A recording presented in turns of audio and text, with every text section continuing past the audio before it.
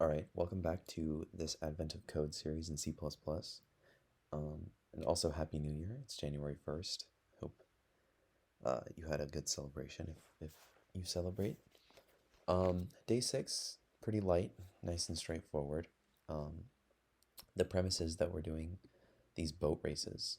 And so essentially what the input looks like is it's just two lines, and then they will give you essentially like n number of races, and so in this case n is equal to 3, I believe. um and so what it wants you to do is calculate how many ways there are to beat the record. And so what that means is um, the time that it gives you is how long the race is, and then the distance that it gives you is it's like the current record, right? And so the way that you can break the record is by modifying how much time you charge your boat for. So um, it explains here, it goes through all the possible ways for the first race. You can charge your boat for 0 seconds and it won't move. So essentially, you can think of how long you charge your boat as exactly the value of the boat's velocity. So if you hold it for 1 millisecond, it will travel at 1 millimeter per millisecond for 6 milliseconds. And if you hold it at 2 milliseconds, or hold it for 2 milliseconds, it will travel at 2 millimeters per millisecond, and so on, right? All the way up to, you can hold it for the entire time, but then obviously it won't have any time to move, so you would be at 0 millimeters. So you can see, like, you could probably draw some sort of graph for this where there's like a maximum value. Luckily, we don't need to calculate the maximum. We just need to calculate how many values are above a certain line, right? And that line is given by the current record. And so what we can do is we can derive a formula for the velocity, or excuse me, the distance a boat will travel given its charge time and the time of the race. And then we can just compare that to the record for each race. And then the return value is, so we need to calculate for how many values of the charge time we can, or how many different values of a charge time, an integer charge time, of course, we can beat the record. And then we sum those for a given race, and then across all races we take the product, and that's our answer. So if we head over to the code, I'll generate a new day. Let's see.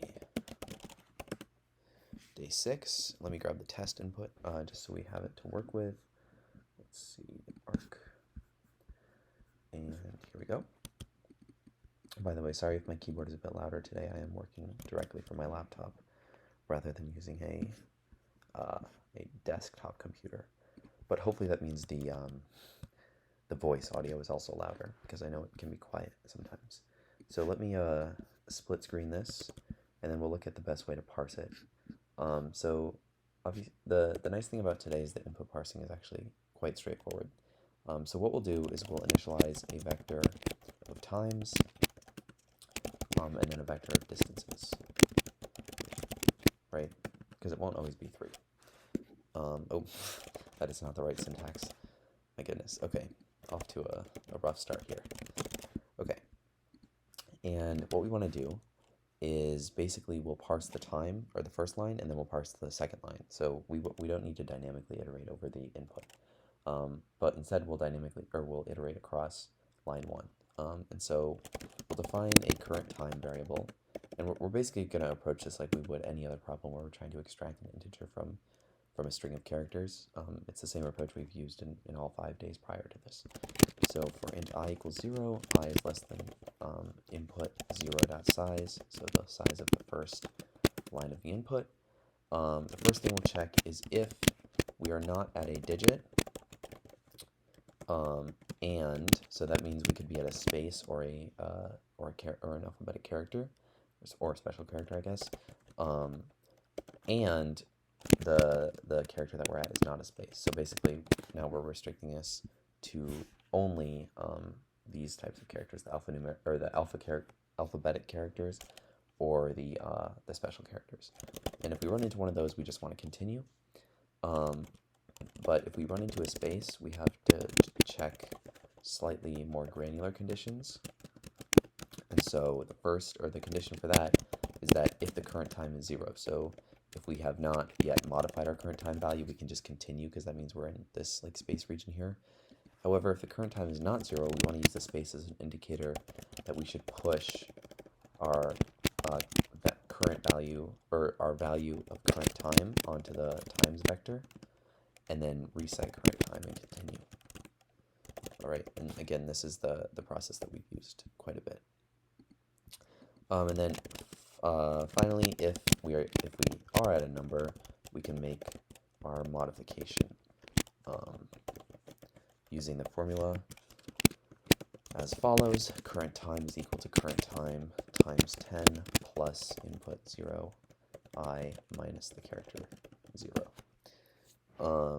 And then I need to spell that correctly. And then finally, if we are at the end of the line, dot size -1, we want to make sure that we push that final value onto times. Otherwise, we'll miss it. Great. Okay, and then I'm just going to copy this exact code and change everything to distance. So grab all the current time values and change it to current distance. And then grab all the times where we reference the times vector and change it to distances. Great. Now we have our vectors of times and distances, and we can set up the solution, which thankfully is pretty straightforward. So the first thing we'll do is, because we're doing a cumulative product, we want to set our answer equal to 1. And then we'll iterate across all races, and the way we're going to do that is by basically just defining an iterator that will go from, the beginning of the times vector to the end of the times vector, because we know time and distance will always have the same number of elements. And then we'll initialize an int ways to win, and then we'll initialize our current time as the value at times, in times at index I, and then same thing for distance. Distance is at I. Great. And then what we'll do is we'll iterate through all of the possible charge times, ranging from 0, of course, to the current time, and charge time plus plus. And then essentially what we'll do is we'll say if the current time minus the charge time, so this is the total race time, right? This is how long the boat would be racing for, and then times the velocity, which is given by the charge time because it's directly proportional, with a proportionality constant of 1. If that is greater than the current distance, right? Because speed is, velocity is like displacement over time, speed is distance over time. You can manipulate those formulas and achieve this. Ways to win, then, we will increment by 1. And then finally, once we've iterated through all possible charge times, we can modify the answer value time by ways to win. Great. And then we will return answer. So let's compile this. Oh, I need to cd into day6, of course. And then we will run part 1 on the test input. We get 1296. It looks like that's actually incorrect. So I wonder, let me just make sure I didn't forget anything here. Times charge time greater than distance. Let's see, times 10. Oh, of course. So when I pasted the distances down, I forgot to change it to parsing the second line. Yeah, so just make sure you do that. Okay, so let's recompile and then rerun. We get 288 for our test input, which is, that should be correct. Yep, 288. And then for the real input, we're looking for 303600. So let's rerun that on my real input, 303600. Wonderful. Okay, moving on to part 2. Now, it says there's really only one race, so we want to ignore the spaces between the numbers on each line. And so, for example, the 7, 15, and 30 are condensed into 71,530. And so I think the point of this is to maybe find some sort of optimization where you don't have to check every possible charge time. But for me, I didn't have to make any optimizations. The runtime was very acceptable, like less than 100 milliseconds. And so I just, for the sake of simplicity, I just kept my process the same. So what I'm going to do, because the input processing in this case is actually quite a bit easier than than part 1. So I'm just going to grab everything from part 1 and we can just end up deleting a few things. So I'll paste this over into part 2. There we go. And what we want to do is basically just simplify our collection here. So now we can say we're only interested in the digits at this point because we don't even need a vector of times. We can just call this time, and then rather than cur time, we'll just reference time, and then we can delete this line, and then the only thing we need is that if we do encounter a digit, we want to, of course, modify the current value of time, and that looks good. Let's see else. Yeah, what am I missing? It doesn't like this curly bracket for some reason. Okay, well, maybe that will fix itself. Anyways, and then we can do the same thing for distance. So it's not fixing.